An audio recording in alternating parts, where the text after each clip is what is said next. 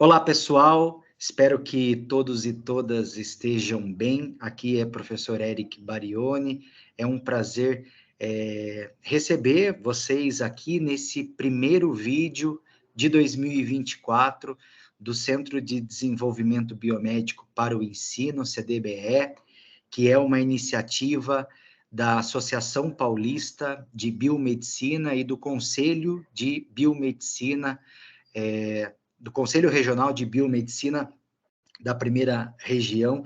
2024 promete e você vai ter certeza disso, assim como eu, ao assistir esse nosso primeiro vídeo de 2024 com essa educadora e médica veterinária incrível, uma amiga particular, que é a doutora Ana Carolina Porto, que trabalha com liderança docente, faz um trabalho que, segundo me consta, desenvolveu no seu projeto de pós-doutorado, e que vai falar sobre isso e que, inclusive, faz um trabalho em particular com alguns docentes que se interessam por essa temática e que certamente vai falar sobre tudo isso muito melhor que eu, inclusive se apresentando. Então, sejam todos e todas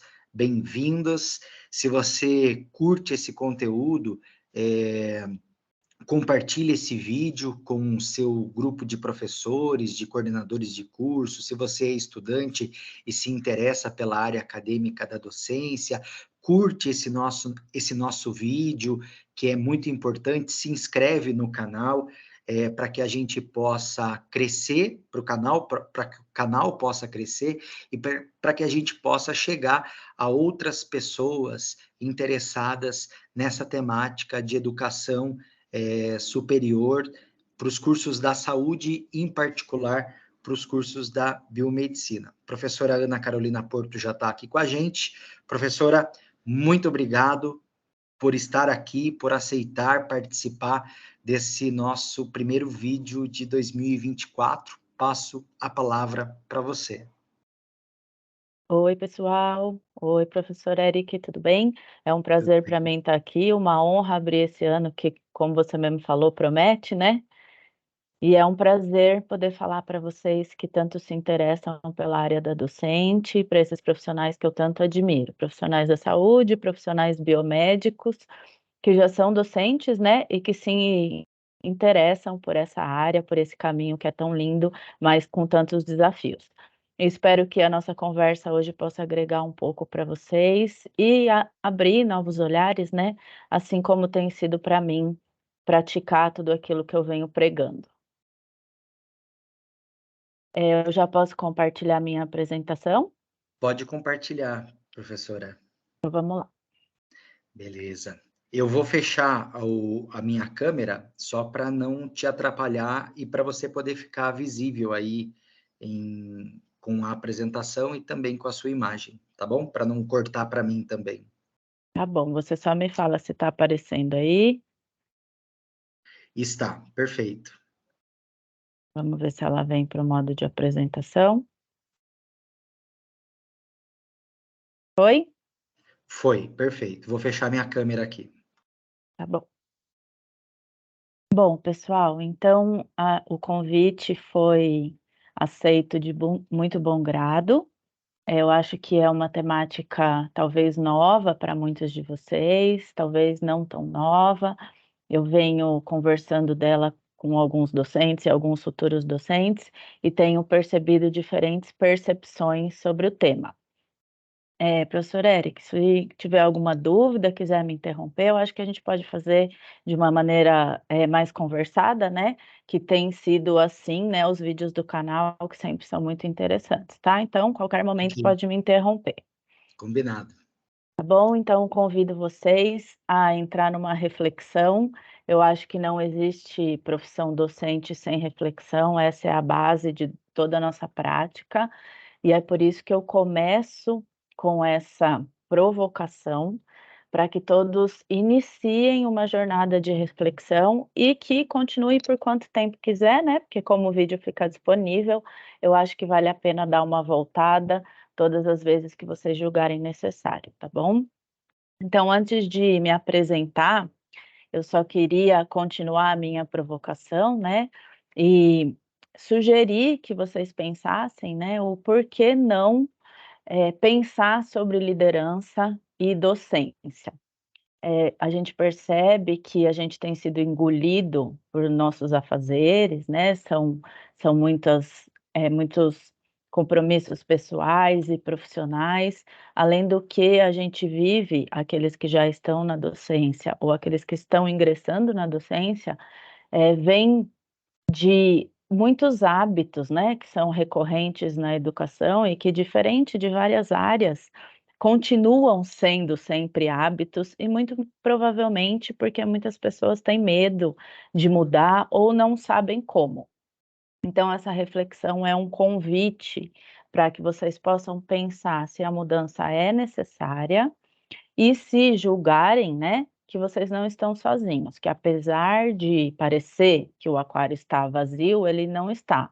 Tem muitos docentes pensando nessa mudança, inclusive foi tema de um vídeo desse canal, né, que o professor Eric falou que inovar é muito preciso, mas que é preciso repensar na nossa pessoa, na pessoa docente, na nossa prática dentro da sala de aula.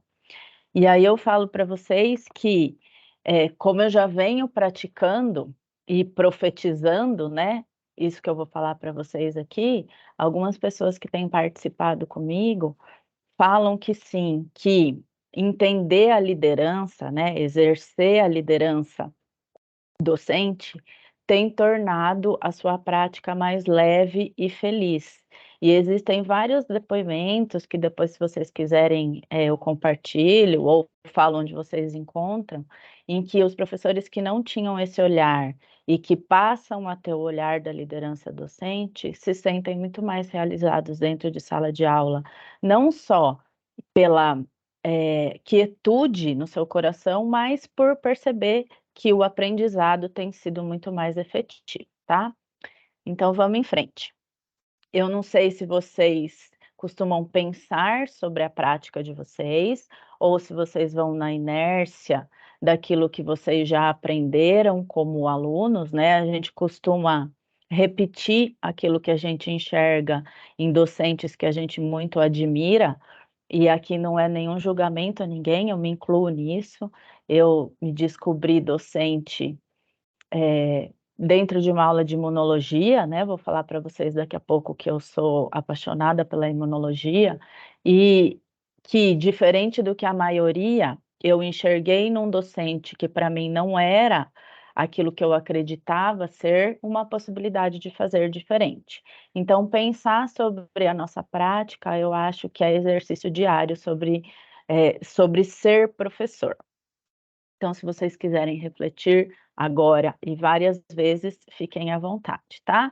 Então, contando um pouquinho de mim, né? Quem sou eu na fila da formação docente?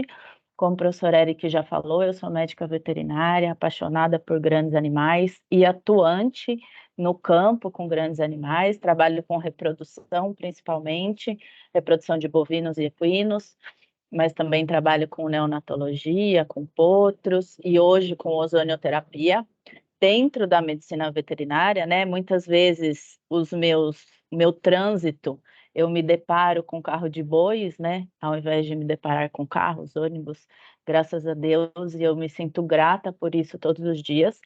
Mas eu não sei ser só veterinária. Desde pequena eu me descobri cientista, eu sou apaixonada pela ciência, pela pesquisa, é, ingressei na ciência, na iniciação científica, com imunologia e ovinos, trabalhei com ovelhas e não parei mais, fiz mestrado, doutorado e pós-doutorado na veterinária. Comecei na área básica, na imuno, fui para a clínica, depois fui para a reprodução, mas só como veterinária e só como cientista eu não estava completa.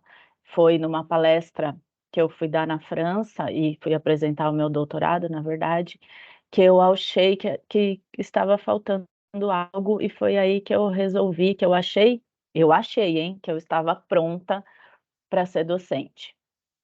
E aí, se eu não me engano, em 2008, eu me tornei docente, e hoje, essa profissão me completa. Então eu continuo sendo veterinária, cientista e docente. A a veia da ciência, ela aflora tanto dentro do laboratório, quanto dentro da sala de aula. Como eu falei, eu costumo refletir, praticar, experimentar em todos os meus momentos dentro de sala de aula, né. Mas como eu disse para vocês, eu achei que eu estava pronta, né, eu achei que bastava saber um conteúdo e estar pronta para compartilhar e conseguir construir com outros colegas que era suficiente, né, e na verdade foi no ano de 2016 que eu percebi que não, que faltavam muitas coisas. Diante de uma oportunidade de fazer um programa de aperfeiçoamento docente na universidade em que eu trabalho, eu me deparei com a falta da iniciação como docente. E foi aí que eu fui atrás de professoras do programa de pós-graduação em educação, querendo saber um pouquinho sobre a prática pedagógica. Eu me sentia um pouco impostora, querendo me aperfeiçoar como docente, se eu não tinha tido uma iniciação que eu julgava suficiente. E isso porque eu não sabia, né? A gente que é bacharel, a gente que é da área da saúde, principalmente, a gente está muito voltada para as questões técnicas e pouco desenvolve as questões pedagógicas. E isso me fez falta. Em 2016, a gente começou um programa dentro do curso de medicina veterinária, com 2 professoras que traziam aquilo que a gente precisava, e eu fui me apaixonando cada vez mais pela formação de professores. Em 2018, impulsionada pelo meu cargo de gestão dentro do curso, que eu era coordenadora, eu fui fazer um MBA de liderança e gestão de equipes, e como trabalho de conclusão desse MBA, eu decidi juntar a liderança com a profissão docente, né? E aí foi aí que surge o tema dentro da minha vida, que é um tema bem desconhecido ainda aqui no Brasil, mas que faz muito sentido fora do Brasil, e que se vocês forem procurar material, vocês vão achar que é muito falado fora daqui. Logo depois que eu terminei o MBA, eu já tinha uma ideia de entrar no pós-doutorado, junto com outro professor da universidade, o professor Léo Vitorino, trabalhando sobre colaboração no processo de formação docente, mas eu fui abençoada com uma gestação, e aí depois veio a pandemia, e em 2022, né, eu reiniciei o meu pós-doutorado, mas aí mais voltado no desenvolvimento de habilidades de liderança para ajudar a nossa prática como docente, né. Encerrei o pós-doutorado no final do ano passado, e hoje eu já sou uma pós-doutora em educação com muito orgulho, mas não pretendo parar de estudar, né, eu sou meio viciada em estudar, já estou fazendo uma outra pós-graduação em educação, porque eu acho que o aprender a aprender vale para todo mundo, né, inclusive para nós. Então é por isso que, apesar de veterinária, eu estou aqui conversando com vocês sobre, a profissão docente, tá. Então eu queria que vocês refletissem mais uma vez aí, se vocês já ouviram falar nesse termo liderança docente. Pelas minhas andanças por aí, quando eu costumo fazer essa pergunta, o que eu costumo escutar é o seguinte, né, a liderança está muito relacionada aos cargos de gestão, então mesmo quem pensa na liderança como algo relacionado à docência, pensa que ela só tem valor para quem está na coordenação, para quem está na direção, porque o docente, tem como principal objetivo a entrega do conteúdo. E isso é o que está na cabeça de muitos professores, né, a gente não gosta muito dessa palavra entrega do conteúdo, mas quando eu entrei na docência, como eu já falei para vocês, era isso que passava na minha cabeça. Eu tenho uma certa experiência em imunologia, eu estou pronta para entregar esse conteúdo para quem estiver disposto a ouvir. Mas como as coisas mudam, né, o tempo inteiro, como já realçado por muitos dentro desse canal, a gente se depara com muitas coisas, além de ter que saber o conteúdo e conseguir, né, construir junto com o estudante, né, porque a gente pode entregar, mas receber depende muito deles, né. e inclusive a questão da gestão da sala de aula. Quando eu me deparei com esse termo de gestão da sala de aula, né, eu decidi construir um mapa mental e um mapa conceitual, inclusive, para que pudesse me nortear nas minhas pesquisas. E foi aí que eu, muito humildemente, com a ajuda das minhas colaboradoras, consegui, né, construir esse mapa para me mostrar essencialmente onde a liderança docente estaria mais presente. E, obviamente, né, a gente se depara com a liderança docente muito presente dentro da sala de aula, mas muitas pessoas esquecem, ou talvez nem sabem, como eu não sabia, que para que a gente pratique um saber docente que seja eficiente, que leve ao processo de aprendizado, existe muita coisa antes da sala de aula e muita coisa depois da sala de aula.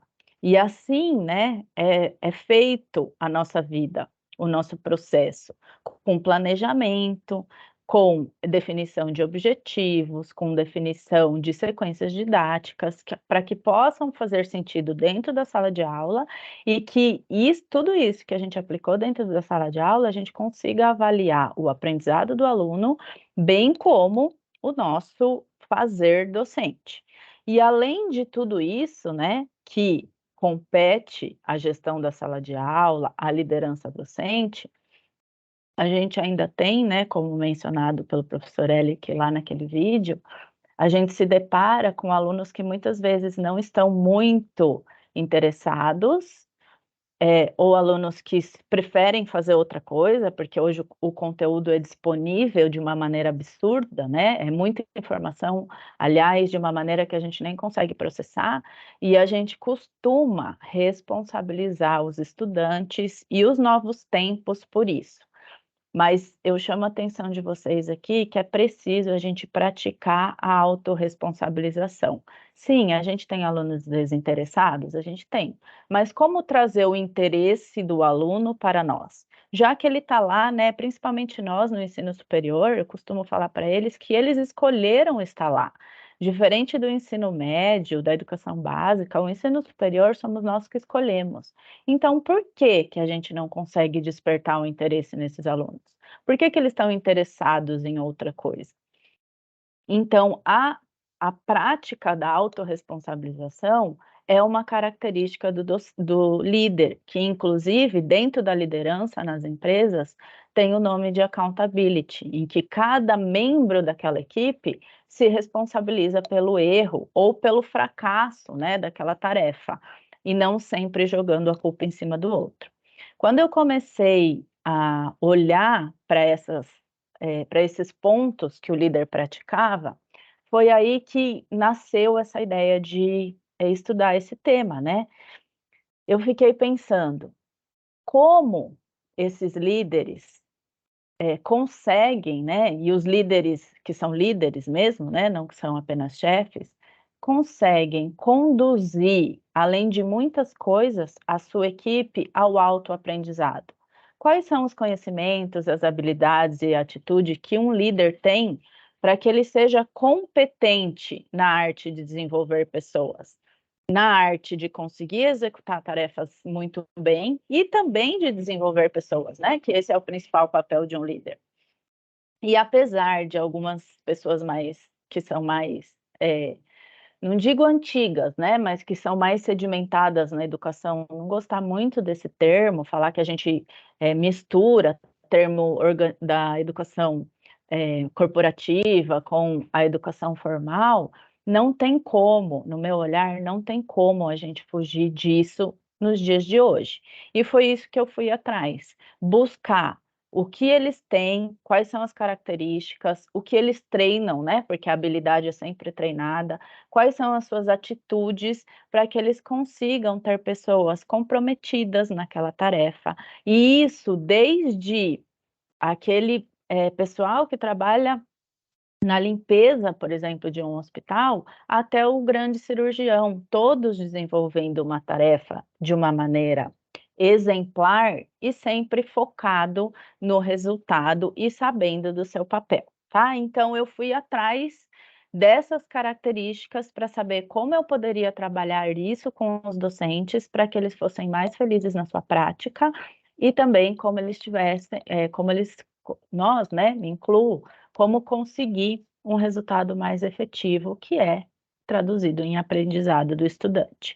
E a primeira coisa que eu encontrei foi o propósito, né? Não existe um líder que não tem um propósito e que compartilhe esse propósito com os seus liderados. E quando eu falar liderado aqui, entenda os nossos estudantes, que é a nossa equipe.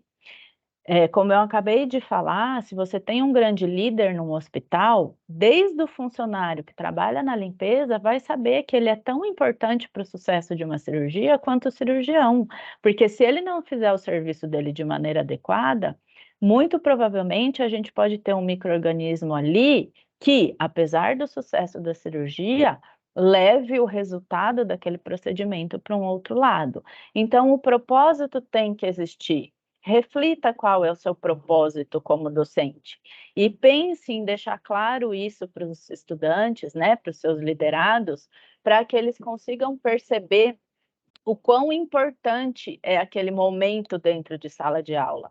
Porque existem muitas videoaulas, vocês sabem que a gente está sendo trocado por videoaula o tempo inteiro, porque elas são mais interessantes para os alunos, né? Então, como a gente convencer um aluno que está dentro da sala de aula é importante para ele?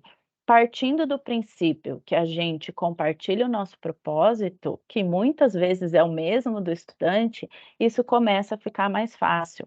Assim como os valores, né? Os valores que foram encontrados dentro de uma liderança, eles podem muito bem ser aplicados dentro do ambiente da organização educacional. Apesar de ser muito temida, né?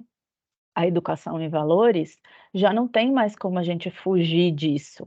Já não dá mais para a gente pensar e indo muito além da educação moral, né? A gente teve isso no colégio, é preciso praticar valores dentro das nossas atividades. Não adianta nada você ter um profissional da saúde que seja altamente técnico naquilo que ele faz, mas que ele não tem paciência, que ele não colabora, que ele não tem um espírito de colaboração com os seus pares. Então, vale a pena a gente pensar quais são os valores importantes para nós, docentes, e como nós podemos trabalhar esses valores e, principalmente, avaliar esses valores dentro de sala de aula.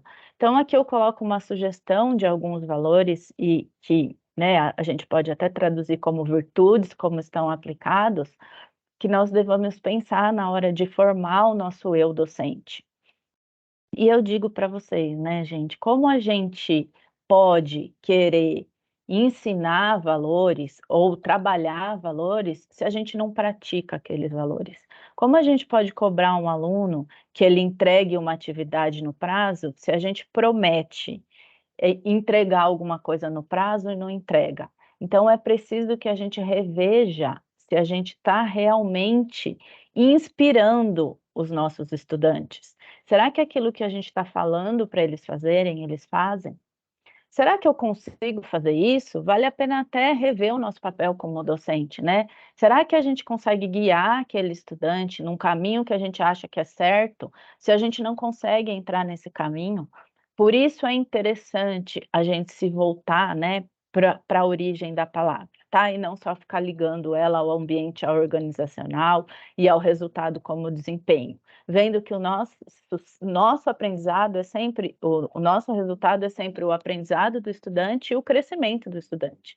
A gente quer construir junto com ele para que ele seja um cidadão que colabore muito mais do que só pense em competir com os outros.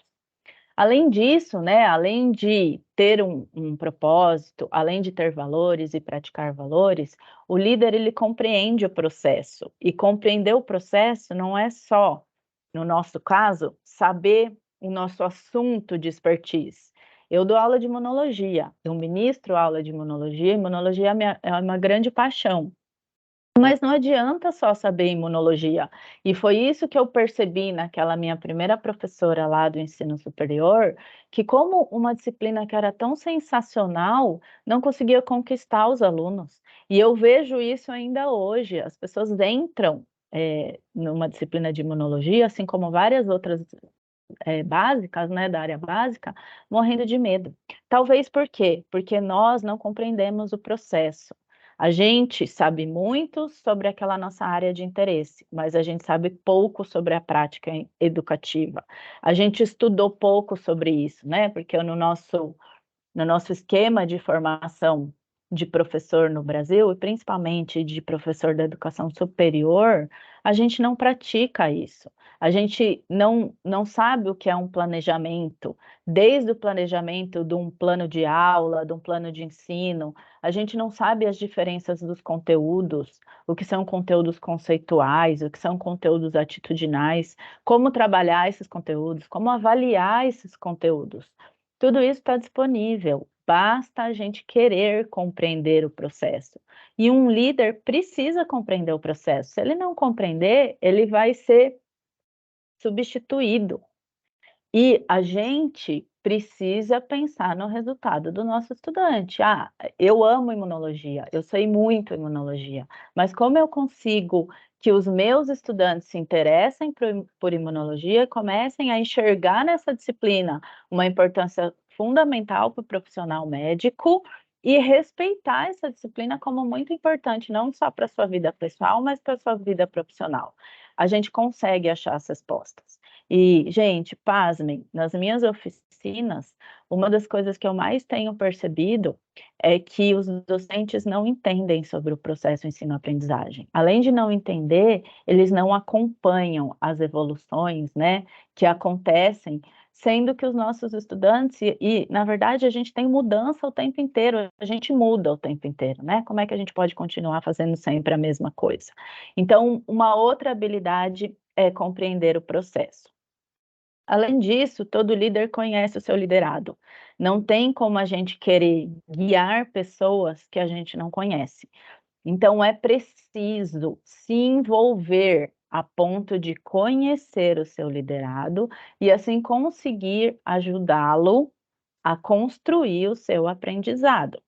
Como é que um líder consegue conhecer o seu liderado? Então, aqui algumas sugestões, né? A gente tem que encontrar a pessoa e não só o estudante. Muitas vezes, o aluno só precisa falar, ele só precisa ser ouvido. Muitas vezes, um aluno está com um problema gigantesco dentro de casa.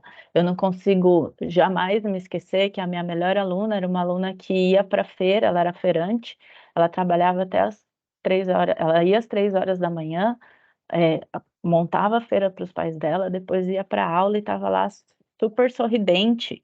Essa pessoa poderia ter um problema, mas ela não tinha. Ela estava utilizando dessas suas dificuldades um trampolim para ela chegar onde ela está hoje, mas não é todo mundo que lida da mesma maneira. Então, se a gente quer conseguir guiar e ajudar, a gente precisa entender o que aquele ser humano está precisando. É difícil? Concordo que é difícil. A gente tem turmas de 80 alunos, e não é uma turma só, né? São várias turmas. Mas se a gente começar a querer fazer isso, já fica muito mais fácil. Aliás, tudo isso que eu estou compartilhando com vocês aqui, gente, é só um começo, é só uma ideia. E depois gostaria muito do feedback de vocês se faz sentido, tá? Para mim tem feito sentido, mas se não fizer para vocês, por favor, compartilhe comigo que isso é muito importante. Além disso, nós fomos doutrinados, né, a não compartilhar os nossos fracassos, a gente só compartilha o nosso sucesso. E isso já não dá mais certo no dia de hoje. Um bom líder é o líder que reconhece a sua vulnerabilidade, reconhece que ele não é perfeito, reconhece que ele não consegue fazer tudo sozinho. Se ele não conseguisse, ele não tinha aquela equipe. E assim somos nós como docente. Existe pergunta que a gente não vai saber, ainda mais hoje, né, que a gente é testado, o aluno está com o Google na mão, testando se o que a gente está falando está certo. E a vulnerabilidade, além de nos tornar mais próximos desses estudantes, né, mostram que nós somos pessoas reais. Muitas vezes os alunos acham que nós somos inatingíveis, e isso não é verdade. Criar esses canais empáticos é muito importante para que a gente estabeleça essas relações de confiança. E o storytelling, não sei se vocês conhecem essa ferramenta, possivelmente sim, ela é muito interessante para isso, contando histórias nossas e contando histórias que façam sentido dentro daquele conteúdo, né? A gente adora narrativas. Os estudantes, principalmente, né? Eles veem histórias o tempo inteiro no TikTok, só não pode ser muito comprida, né? Senão eles perdem a paciência. Mas ajuda demais a gente estabelecer essa relação de confiança. Quando a gente vai procurar entender a situação daquele estudante, é muito importante que a gente escute ativamente, né? A gente já não escuta mais. A gente escuta, mas a gente não assimila. Então, quando a gente escuta de verdade, e assim como a gente está presente, né, que é uma próxima sugestão, a gente consegue perceber os valores daquele estudante, a gente consegue perceber questões que são muito poderosas para que a gente consiga nortear as melhores formas e ferramentas para ajudar aquele estudante a atingir o seu objetivo. E tudo isso pode estar parecendo muito teórico para vocês, gente, mas não é. A gente pode praticar isso com oficinas. Existem atividades que a gente pode fazer que nos ajudam a praticar de uma maneira mais eficiente essas habilidades, né? Porque tudo é treinável, basta a gente treinar. Estar presente hoje é muito difícil, né? Nós que somos docentes e mães, pais, muitas vezes a gente está dando aula lá, tá? Dentro de uma atividade ou numa aula expositiva, pensando no filho que está doente em casa ou na compra que tem que fazer mais tarde.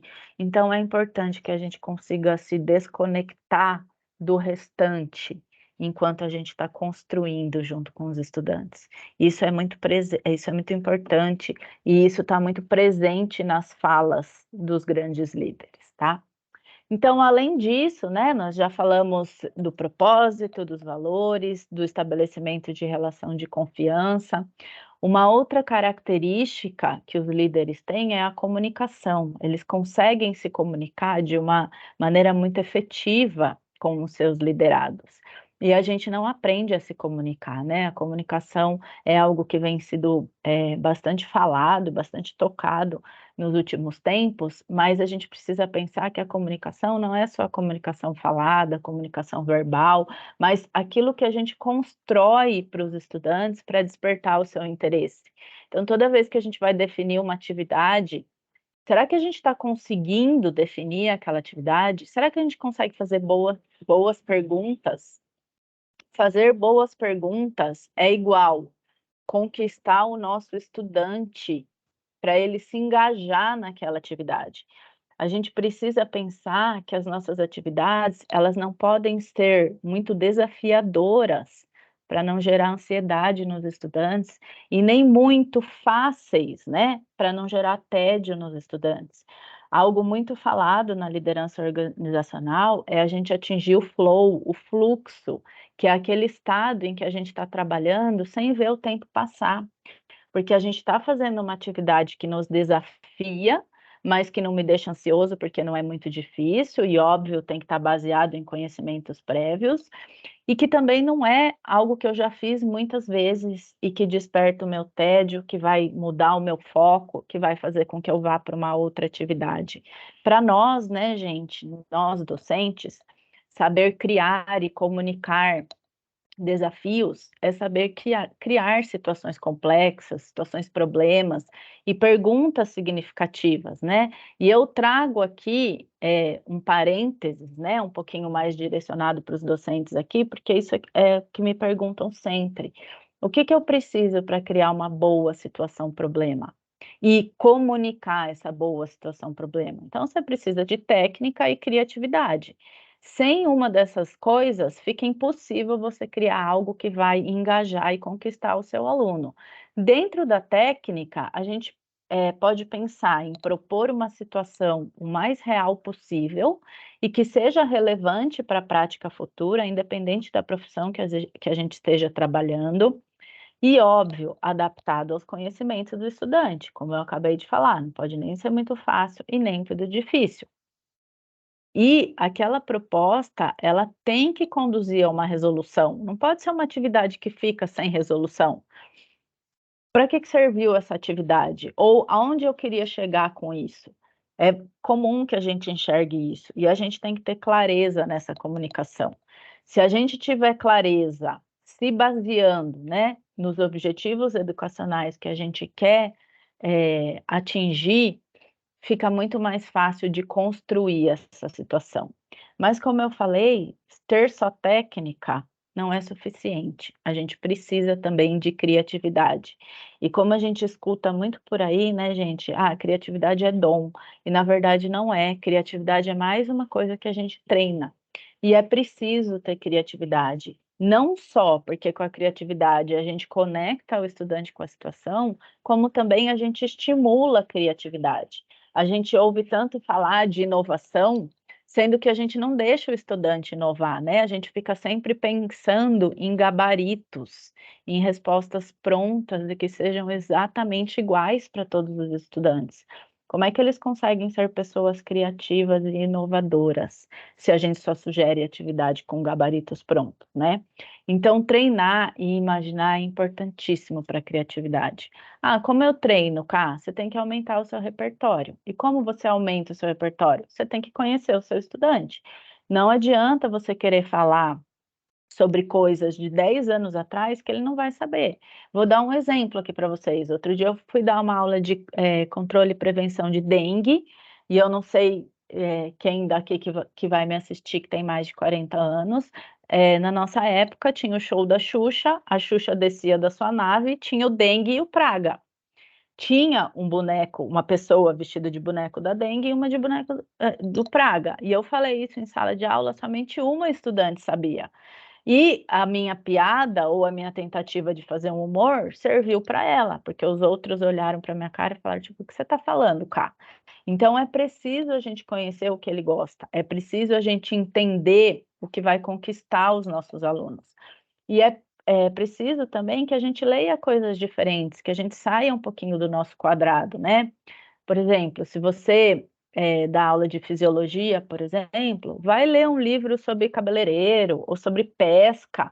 Toda vez que a gente sai do nosso contexto, surgem novas ideias que fazem com que a gente consiga criar, conectado àquela técnica, ao nosso objetivo, uma situação que consiga conquistar o nosso estudante de uma maneira mais adequada, tá? E, claro, desapegar das ideias antigas. Difícil, né, gente? Difícil, mas não impossível. Como eu já falei lá no começo, vamos tentar ir mudando uma coisa de cada vez que fica muito mais fácil, tá? Além disso, né, a gente precisa motivar os nossos estudantes, e a palavra motivação foi uma palavra que circundou muito o ambiente organizacional algum tempo atrás, e eu particularmente conheço bem isso, porque o meu irmão é coaching, trabalha com formação de líderes, e minha mãe foi diretora de RH por muito tempo, e trabalhava com motivação. E muito se fala de motivar, né? E não vou ficar falando aqui de motivação intrínseca e extrínseca, mas no olhar do que a gente tem construído, a gente só consegue motivar um estudante a estudar, a aprender, se a gente cria experiências de aprendizagem.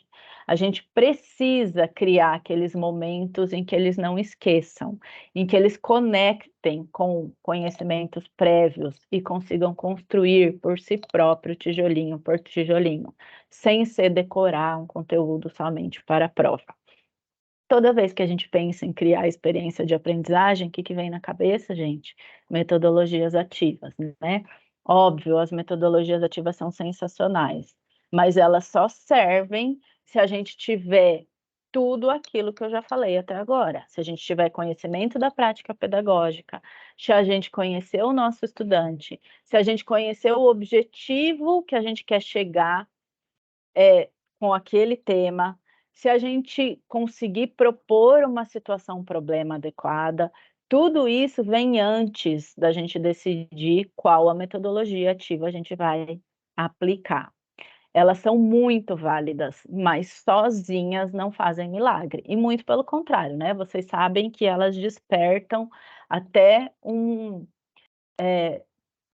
doloroso inconveniente na gente, porque os estudantes acham que a gente está fazendo aquilo para tomar tempo da aula. Então, metodologia ativa é legal?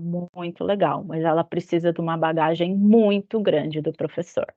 A metodologia ativa, a experiência de aprendizagem baseada numa metodologia ativa, ela só vai dar certo se tiver comprometimento do estudante e engajamento do estudante com aquela atividade, ou se for uma atividade em grupo, com o seu grupo, senão ela não vai dar certo.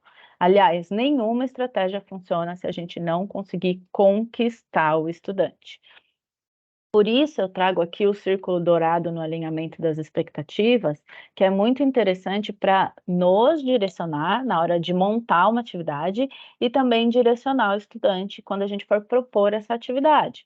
Então, a primeira coisa, por que que é importante o estudante se dedicar a solucionar aquela situação complexa que você desenhou? Você tem que deixar claro isso, porque aonde ele vai chegar com isso?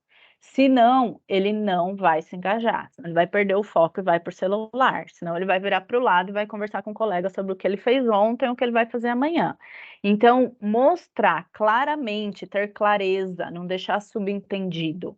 Dentro da educação, nada pode ser subentendido, tudo tem que ser muito claro. O porquê que é importante para ele. Lembra que eu falei que se o profissional da limpeza de um hospital entender o porquê que o serviço dele é importante, ele vai fazer aquilo de uma maneira muito mais feliz e muito mais efetiva. Além disso, direcionar o aluno de como ele pode alcançar aquilo. Não é simplesmente passar a tarefa e falar façam. É como você pode alcançar isso. O que que você vai utilizar? Você vai pesquisar? Você vai colaborar com o seu colega? Você vai partir de algo novo? Você vai partir de algo que já existe? Porque você deve alcançar tal coisa. É isso que eu quero. E também definir para o aluno como é que vai ser, como é que você vai saber se ele alcançou, né? Hoje as famosas rúbricas, né, gente? O que que eu vou avaliar para ver se você conseguiu aprender, para ver se você conseguiu construir? Então, começando por esses 4 pontos, fica muito mais fácil montar uma atividade e compartilhar essa atividade com o nosso estudante para que ele se comprometa. Essa é uma parte até que relativamente fácil quando a gente começa a treinar, porque vocês vão ver que vão ter várias atividades que vocês vão deixar de lado depois disso, porque nem a gente sabe o porquê que a gente está propondo aquela atividade quando a gente começa a fazer metodologia ativa, né? Mas depois de 3, 4 vezes feitas, vocês vão ver que fica muito mais fácil engajar o estudante com a atividade. Uma das coisas mais difíceis para mim é engajar o estudante com o estudante, é fazer o que os líderes fazem, criar grupos de trabalho de alta performance, ou grupos de trabalho com propósito. Principalmente se a gente está falando de grupos grandes. Então, às vezes, a gente vê aquelas salas de metodologias ativas que tem 5, 6 cadeiras. É muito difícil você propor uma atividade em que os 6, se o seu grupo tem 6 estudantes, os 6 trabalhem da mesma maneira. Os 6 colaborem com o que eles têm da mesma maneira para aquela atividade. É muito comum a gente ver 2 trabalhando, 2 ou 3, um desfocado, o outro meio dormindo, o outro levanta e volta muitas vezes. Por isso, também é importante a gente pensar em criar essas equipes que trabalham de uma maneira muito satisfatória juntas. E para a gente fazer isso, a gente precisa conhecer as potencialidades de cada aluno, o que estimula cada aluno, como eles funcionam. Lembra? Estabelecer relações de confiança, vem de lá, a gente puxa de lá. Conhecer o nosso estudante. Qual é o grau de autonomia que aquele estudante tem? Não adianta você deixá-los montar um grupo com estudantes que têm o mesmo grau de autonomia e que essa autonomia é limitada, que você não vai conseguir que eles construam muita coisa. Em contrapartida, é muito interessante que a gente misture diferentes graus de autonomia, para que um consiga colaborar com o outro. Como eu disse, para mim, essa é uma das partes mais difíceis de estabelecer uma atividade que tenha sucesso no final, que é o aprendizado do aluno, tá? Ainda venho buscando criar essas equipes e na minha experiência contínua dentro de sala de aula, eu tenho usado várias estratégias, né? De juntar aleatoriamente os estudantes, de juntar por associações de palavras, então eu dou algumas palavras no quadro, os estudantes que gostam da mesma palavra depois são unidos em grupo, e uma outra coisa que eu venho tentado fazer também é valorizar as diferenças. Quando a gente junta equipes que são muito parecidas, um não tem muito a agregar ao outro, porque a ideia deles é muito parecida. Então, a gente conseguir juntar pessoas diferentes, a gente tem resultados incríveis, porque um gato tem um olhar diferente que um cachorro. Mas se eles conseguem conviver e se respeitar num ambiente saudável e harmonioso, inspirado pelo seu docente, que é líder e promove esse ambiente, fica tudo muito mais fácil. E quando eles percebem que aquela pessoa, que em 2 anos ela nunca falou, agora é uma pessoa incrível, é sensacional você ver a carinha deles. É difícil a gente conseguir construir esses grupos, né? Quebrar esse gelo, mas trabalhando esse ambiente inspirador e respeitoso fica muito mais fácil. Então, o que a gente começa a pensar, né, a partir de hoje, é que o professor, ele vem muito mais como um facilitador do aprendizado, né, que é aquele que tem a ação, o efeito de facilitar, remover dificuldades ou obstáculos que os estudantes possam encontrar para conseguir construir o seu aprendizado. Porque senão, por que que eles vêm para a faculdade, né, gente? Ou então, por que que eles entram numa aula online, se eles podem depois assistir uma aula gravada? A gente tem que fazer algum sentido. E essas experiências de aprendizagem que eu insisto com vocês que são tão importantes, muito mais do que ser baseada no aprender fazendo, o que é muito importante, claro, né, a metodologia ativa, sempre alicerçada por tudo aquilo que a gente já conversou, é o aprender sentindo. É muito importante que essas experiências despertem sentimentos nesses estudantes. Seja o sentimento de, nossa, eu nunca conversei com essa pessoa, agora eu estou conversando, ela nunca mais vai esquecer daquela atividade. Seja o propósito que aquela atividade tem. Isso faz muito mais sentido e contribui muito mais com o aprendizado deles. Então, já quase chegando no fim de algumas habilidades, atitudes e conhecimento do líder que a gente decidiu levar para estudar com os docentes, é muito importante que a gente saiba dar e receber feedback. É difícil a gente escutar um professor que fala que sabe receber feedback de maneira adequada e também que saiba dar, né? O feedback ele tem que ser dado de uma maneira criteriosa, de uma maneira sistematizada. E o mais importante é muito, mas muito imprescindível que a gente trabalhe a abordagem positiva do erro. A gente precisa ter claro o que aquele estudante vai ser avaliado, quais são as estratégias e condutas do professor que servem para a aprendizagem. Para que serve a avaliação? É para punir? É para fazer um diagnóstico? É uma avaliação formativa? Tudo isso, antes de estar claro na cabeça do estudante, é preciso estar claro na cabeça do professor. Nenhum professor pode ter vontade de querer punir um aluno. Isso não combina com o ato de educar, com o ato de construir. E muitas vezes aquele estudante mais difícil é o estudante que mais precisa da gente. Você tenta por esse caminho, não dá certo, você vai tentar pelo outro. Às vezes eu ouço as pessoas falarem para mim, nossa, Cá, como você tem paciência com esse estudante? É porque é ele que me desafia. É esse estudante que faz eu querer fazer de uma maneira diferente para conseguir colaborar com o futuro dele. E a avaliação, o feedback, ela tem que ser baseada nisso, e não na punição.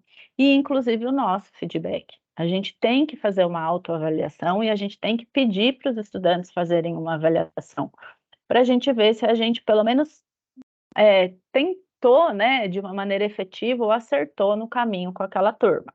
Cada turma é uma turma, mas é muito necessário que a gente receba os feedbacks da turma e dos próprios colegas depois que a gente compartilha o nosso trabalho. Com relação à abordagem positiva do erro, que eu falo muito, gente, é muito importante que o estudante tenha a condição de fazer a sua autocorreção. Quando a gente vai fazer uma devolutiva de prova, por exemplo, usando um exemplo mais claro, a gente vai lá na frente e fala, questão 1, se é múltipla escolha, alternativa A. O estudante que errou falou, é mesmo, era essa. Questão 2, alternativa C. O que errou fala, nossa, como é que eu esqueci isso? O que será que o estudante pode compreender com isso, gente? É muito difícil a gente compreender alguma coisa se a gente recebe a resposta. Por isso, a abordagem positiva do erro, ela tem que ser baseada no estudante compreender o erro. E ele tem que saber que errar faz parte do processo. Todo mundo erra, né? Quantas vezes a criança cai antes de aprender a andar? Quantas vezes a gente fala errado antes de aprender a falar o certo? Mas como o erro sempre foi muito punido, assim como o fracasso, todo mundo tem medo de errar. Tem estudante que tem medo de perguntar, com vergonha, né, de ser apontado o dedo pelos alunos. O professor, o líder, o docente tem que criar esse ambiente em que isso não possa acontecer. Então, o que o professor deve fazer, então? Ele tem que tentar não identificar o erro e não corrigir de imediato. O importantíssimo é questionar ou apresentar pistas que orientem o estudante a identificar o seu erro. Quando a gente identifica o ponto que a gente errou, por exemplo, ao invés de dar a resposta correta, propor que os estudantes novamente façam a prova, em uma situação em que eles não estão tão nervosos, que é uma situação de prova, muda completamente o esquema, ou faz uma devolutiva de prova, o estudante fazendo a prova novamente com um outro estudante que tenha ido melhor que ele, que seja seu amigo e consiga construir junto com ele. Existem várias maneiras em que o erro pode ser aproveitado, ao invés de punido. Então, gente, o papel do professor como líder, ele tem que ser apoiando o estudante na escolha do seu caminho, fomentando a troca de experiência, não só dos estudantes com os estudantes, como dos professores com os professores, acompanhando a execução da atividade. Não é passar uma atividade e sentar lá na sua mesa. A gente tem que passear, ver como é que os alunos estão evoluindo, quais as dificuldades. É nesse momento que a gente vai tomando nota, ó, aquele estudante tem mais característica de líder, aquele outro controla mais o tempo, aquele outro não deixa os estudantes dispersarem. É muito importante que a gente faça isso. Metodologia ativa não é para deixar os alunos fazendo e a gente sentar. Exige muito mais trabalho da gente. É preciso que a gente tire as dúvidas e ofereça o feedback naquele momento. E sempre motivando, e não o contrário, motivando e guiando em todos os aspectos do desenvolvimento do estudante, tanto profissional como pessoal. Não adianta a gente querer ser educador e não se envolver com a pessoa que está ali na frente. Não adianta. O que eu escuto bastante dos estudantes e até dos docentes é nem a professora, né, ou nem o professor, nem quem está propondo sabe o que quer nessa atividade, ou a gente não entendeu a proposta do exercício, por isso que a gente não fez nada. É importantíssimo que a gente construa baseado em tudo aquilo que já foi falado e tomar muito cuidado da gente não ter sempre o gabarito extremamente fechado, porque senão a gente não valoriza criatividade e inovação, e sempre utilizar o erro como trampolim do aprendizado, tá? E não para punir os nossos estudantes. Por fim, né, gente, dois pontos que eu vou tocar bem brevemente e que é sempre muito pedido pelos professores que participam das minhas oficinas, é a questão da inteligência emocional. A gente poderia falar horas sobre isso aqui, apesar de eu nem ser a pessoa mais indicada, né, mas como a gente tem feito muitas oficinas com compartilhamento de experiências, o que eu falo para vocês, que é preciso que a gente descubra o que nos incomoda. O que nos incomoda naquela turma? Ou será que existe um dia que eu não estou tão receptivo mais para brincadeira? Por exemplo, o que me incomoda muito, gente? Me incomoda muito mais um estudante apático sem olhar para mim do que um estudante fazendo bagunça. Me incomoda muito mais o estudante o tempo inteiro no celular, sem colaborar com a minha aula, do que um estudante que conversa muito. Isso, para mim, é um inferno. E eu venho buscando maneiras de não me deixar abalar com isso e trazer aquele estudante para perto de mim. Então, procure descobrir o que te incomoda. Para quê? Para que você consiga conviver com aquilo que te incomoda e não te atrapalhar na sua atuação, na sua prática como docente, e consiga reverter aquilo para o seu bem e para o bem do estudante. E também deixe de lado aquilo que é eco desnecessário. Tem muita coisa que nos incomoda, que a gente vê os professores chegando na sala dos professores esbravejando, que não precisam tomar a nossa energia. A gente precisa diferenciar essas duas coisas. Se dentro da inteligência emocional, né, que é reconhecer as nossas emoções e saber como agir perante elas, a gente conseguir diferenciar as duas coisas, a gente já vai ter uma saúde mental bem mais equilibrada. E a gente pode conversar sobre isso em um outro momento, se vocês acharem pertinente, tá? E, como último mesmo, né, praticar e estimular as mentalidades ou os modelos mentais, né, que vem sido muito falado, os mindsets, cujos mais conhecidos, o mindset de crescimento, que é muito importante que o professor estimule o estudante a ter. O estudante que tem um mindset de crescimento é aquele estudante que não fica acuado pelo erro, que ele não fica desesperado porque ele foi mal na prova, que ele não fica com medo daquele conteúdo que é muito difícil, que ele toma, ou ele até fica, mas ele não usa o medo para se paralisar, e sim como trampolim, como força para ele estudar mais, para ele se dedicar mais naquele conteúdo. Ah, eu fui mal, eu não estava num dia bom, eu não consegui construir um conhecimento muito adequado para a primeira prova, eu vou estudar para a segunda, eu vou construir para a segunda, eu vou participar das aulas, eu vou procurar diferentes fontes e assim eu vou conseguir crescer. Esse é o mindset de crescimento que a gente tem que estimular nos nossos estudantes. E não um mindset estático, né, ou estável, que é aquele de acuar, de ter medo toda vez que está na frente de algo que parece ser muito difícil. E o outro mindset que vem sendo muito falado nas organizações é o mindset ágil, né? Que são aquelas práticas que criam condições da gente responder mais rapidamente às mudanças externas. A gente vê que as empresas, elas fazem isso de uma maneira muito certeira, muito diferente da educação, né, gente? Em que o mundo muda o tempo inteiro e a gente continua com professores lá na frente e estudantes em fila. Então, como utilizar esse mindset para mudar a nossa mentalidade, para mudar as coisas de acordo com que as coisas estão mudando lá fora? Eu acho que a gente tem que partir do aluno. Para a gente conseguir praticar o mindset ágil, a gente tem que ter foco no estudante. E essa é a outra pós-graduação que eu estou fazendo. Como ter foco no estudante para conseguir atender aquilo que os estudantes precisam o tempo inteiro. E como, né, todo bom líder, ter os seus conselheiros, tá? Eu me dei a permissão de não colocar aqui as referências bibliográficas que eu utilizei de uma maneira como vocês devem estar acostumados, mas eu posso compartilhar depois o material em texto de tudo que eu falei. Mas como todo líder tem conselheiros, né, gente? Eu sugiro que vocês tenham conselheiros, como a minha avó, o Zabala, o Libânio, o Murilo Gun, Selena Galvão, Cortella, professora Maria Alzira, meu irmão, Mauro Fantini, pessoas que possam colaborar com o seu conhecimento o tempo inteiro, que você escute, que você pare, escute e faça sentido. E a minha filha, né, que é a minha grande conselheira.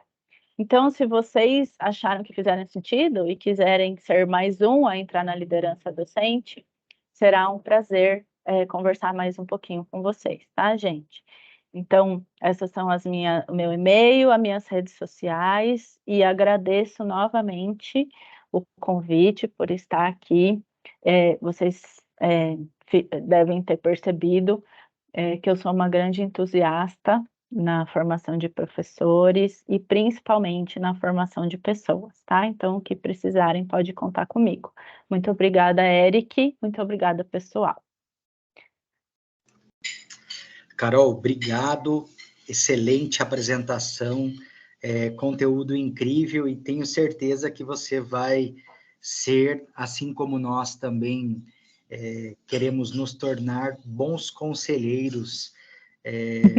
No caso desse vídeo, né, via YouTube e o nosso canal também, de professores, professoras que buscam conhecimento e por meio dessa forma de entrega de conhecimento, né, em vídeos, do YouTube para refletir sobre suas práticas docentes, refletir sobre o semestre, etc. E a sua apresentação me marcou muito em vários pontos, e eu queria só fazer alguns destaques aqui, na verdade, de alguns pontos que eu acredito ser bem importantes e que você comentou.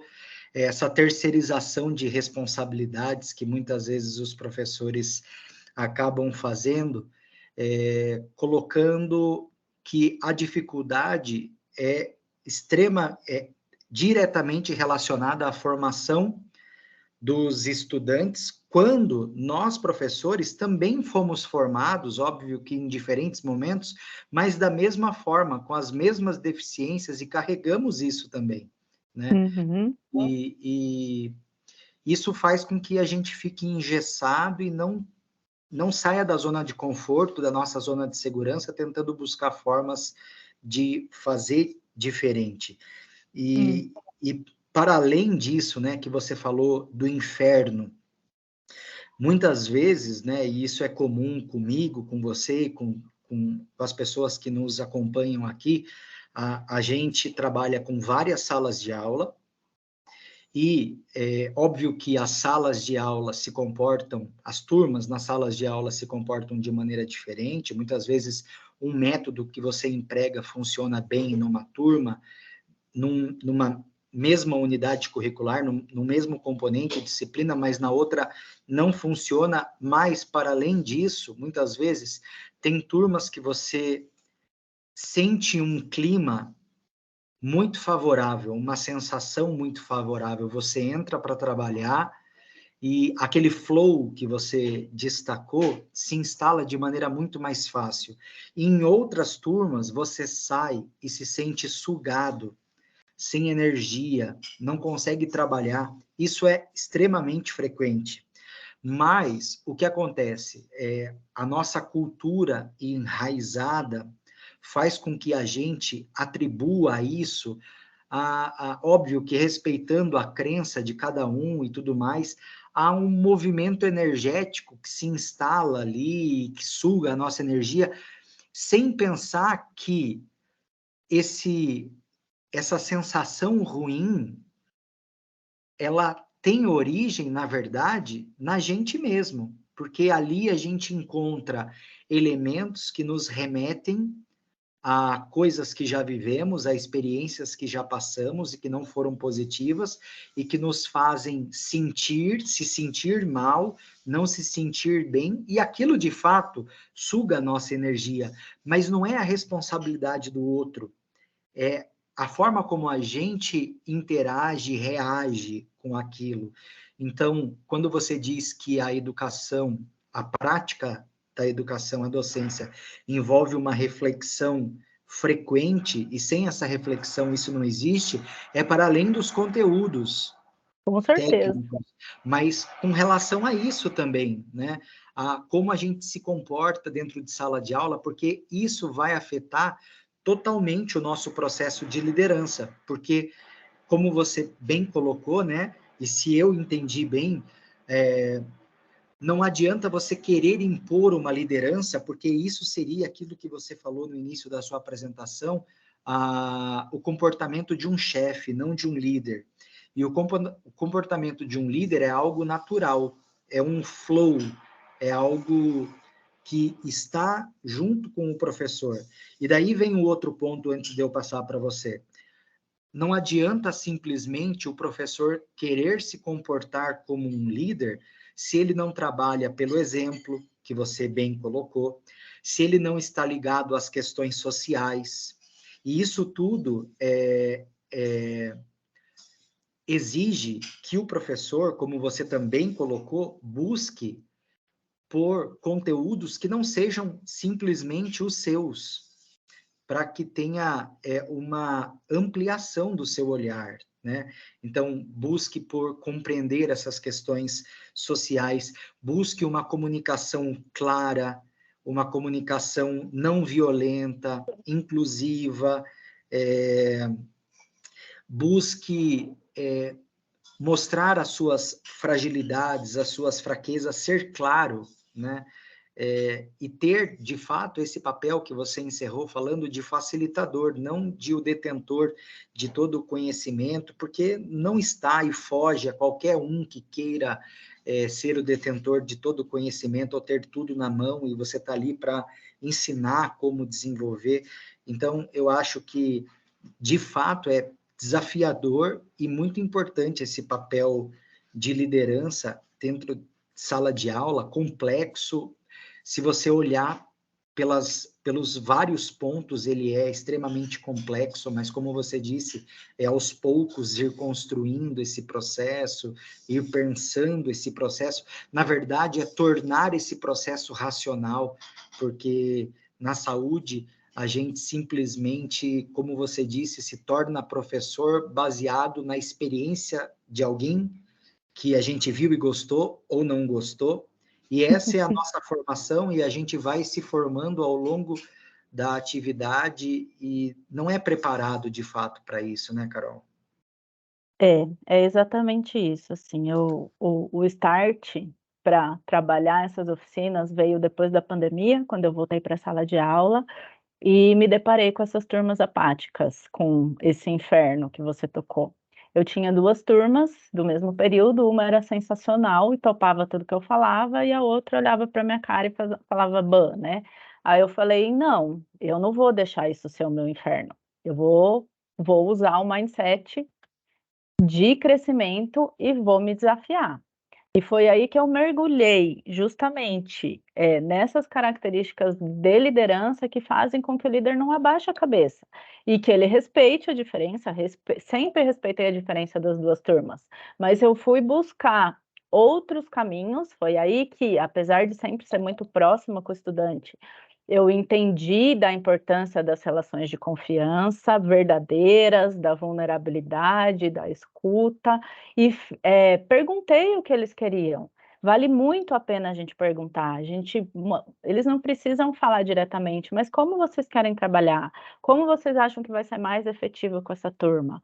Porque eu não estou conseguindo, mas eu quero conseguir, eu fiz isso com essa turma. E assim, mudou totalmente a nossa relação.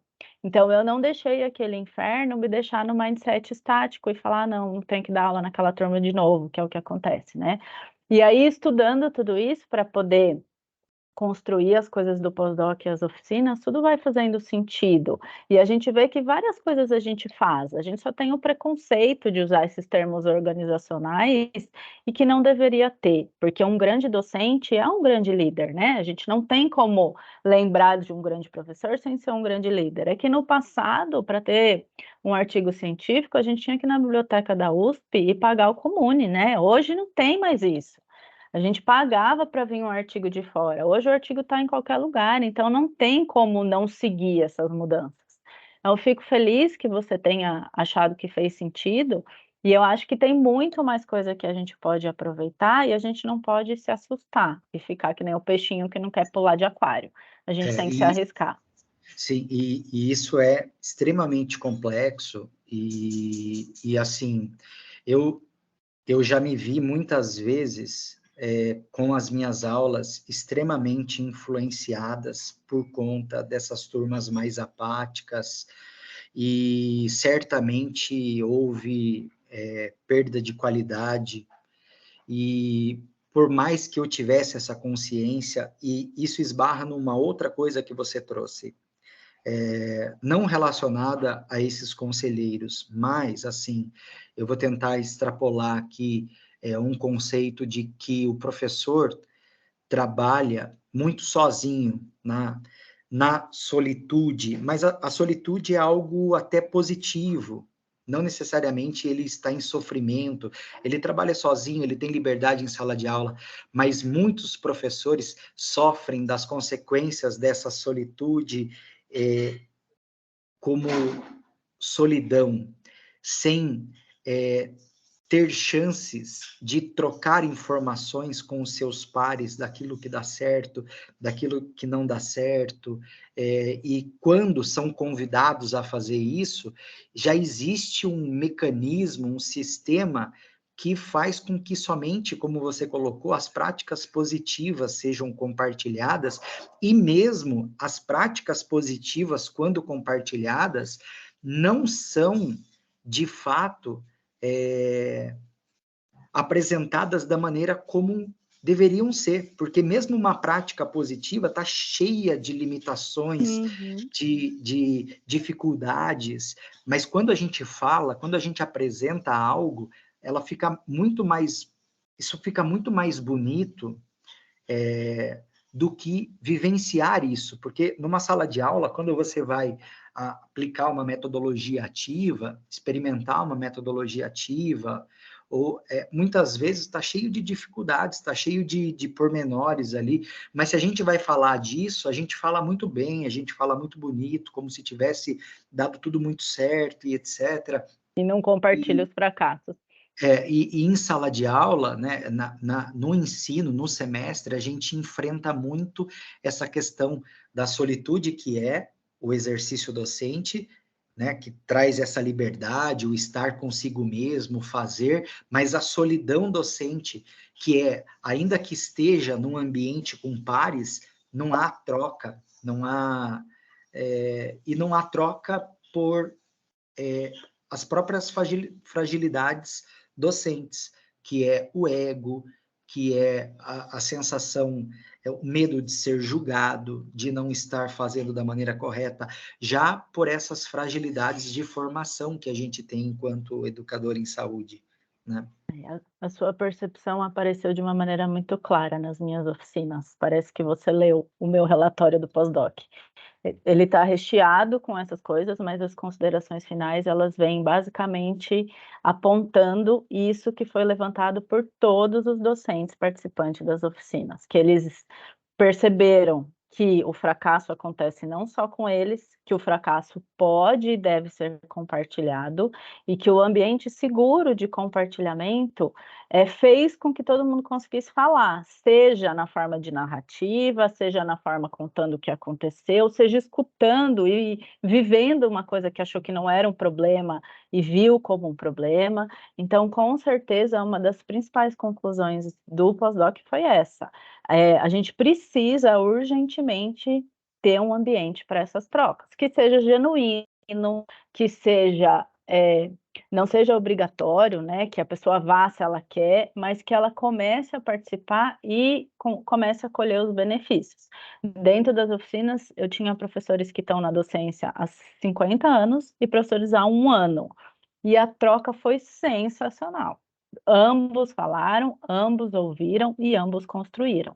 Eu acho que deixar o ego do lado de fora, assumir a vulnerabilidade e falar, eu estou aqui para construir, é o que a gente precisa, com certeza.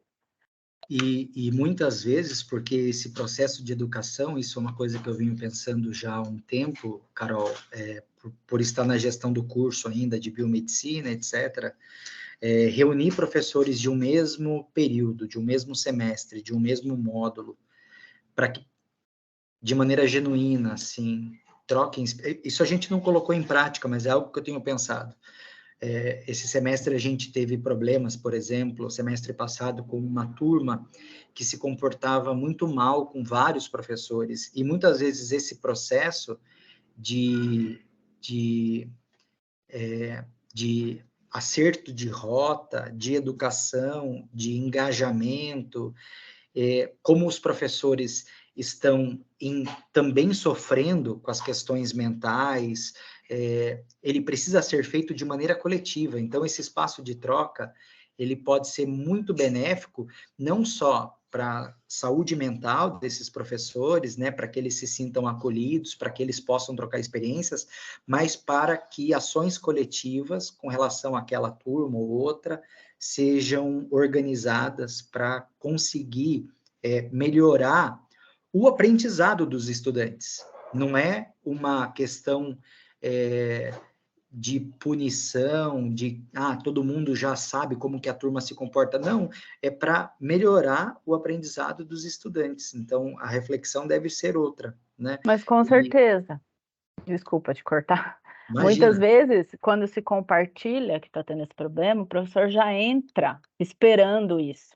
Então, a gente tem que compartilhar a solução do problema. O que a gente vai fazer para solucionar? Como que aquela turma pode nos desafiar? A gente teve isso no curso com essas turmas da Matriz Nova e foi sensacional. Assim, primeiro bimestre, uma turma, segundo bimestre, construção de conhecimento de uma maneira muito efetiva. Legal. Carol, olha, ficaria aqui horas conversando com você.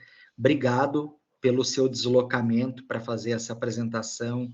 Obrigado por ter aceito esse convite em meio a tantas coisas que você tem que fazer, etc. Eu acho que você já deixou aí as suas redes sociais, o pessoal que está aqui com a gente pode voltar e pegar ali. Se você quiser também repetir seu Instagram, seu e-mail, para que as pessoas possam te encontrar. Você faz um trabalho de organização docente, de liderança, e as pessoas podem buscar mais informações com vocês. Instituições que estão aqui nos acompanhando também e que queiram chamar a professora Carol para dar uma palestra, etc. Então, ou para ministrar oficinas, pode fazer contato. Então, Carol, eu gostaria das suas considerações finais para a gente encerrar esse vídeo, então. Tá bom, eu que agradeço o convite, também ficaria aqui por horas, estou sempre às ordens, tá? Se precisar, sou muito apaixonada pelo tema e gostaria que cada vez mais a gente tivesse docente que encontrasse um tempinho para poder praticar um pouquinho esses novos olhares, né? Para que a gente conseguisse construir com certeza um aprendizado melhor nos nossos estudantes, tá? Então, estou sempre disponível, sempre que precisar é só chamar. O meu e-mail é carolvete.porto@gmail.com, carolvete.porto@gmail.com, e o Instagram carolvete_porto. Além desse trabalho com os docentes, eu tenho também feito um trabalho com os estudantes para que eles aprendam a estudar, porque eles têm me pedido, professora, como que eu posso estudar? Então, essa é uma outra coisa que a gente, né, fala sempre do aprender a aprender, mas eles falam mais como. Então, é outra coisa que eu acho que vale a pena a gente conversar e também serve para a nossa própria prática, tá bom? Muito obrigada e desejo muito sucesso para vocês todos.